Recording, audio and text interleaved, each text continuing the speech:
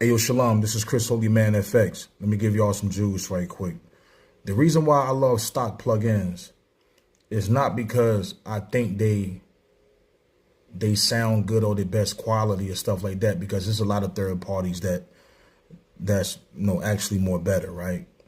But the reason why I'd rather use all the stock stuff inside of Studio One, and then whatever Studio One don't have, I find my way to find a plugin, of that, of third party. That's what I do.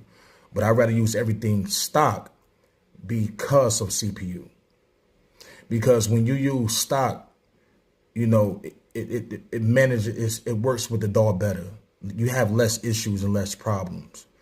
And when you really experience this, and when you really find out, when you're doing huge projects, 30, 40, 50, 60 tracks and more, some shit like that, when I mix certain songs or R&B songs, whatever, like you got a lot of tracks and A, B, C, and D, especially when you got a beat, you got a lot of instruments, and now you're using the stock stuff, EQs and compressors. You don't run into a lot of issues. Like, it don't take a lot of CPU, trust me.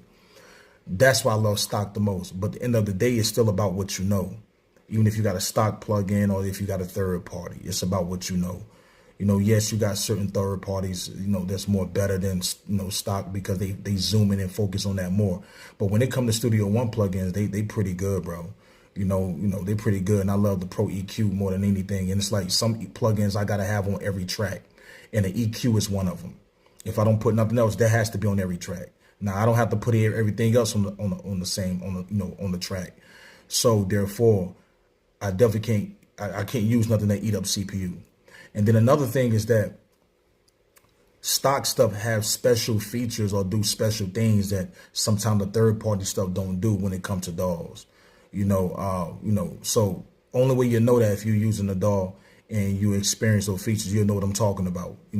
So that's another thing you got to zoom into. So and then on top of that, I got so many third-party plugins, it's crazy. I was third-party plugin crazy since 2000, 1999. I had every damn plugin from paid versions to some cracked versions, and I, caused a lot of issues, crash, computers not working well, CPU hogs, all type of shit, man. You run into issues and this and that, and it kills, it's not, they're not stable a lot of the times because it's different companies coding different things.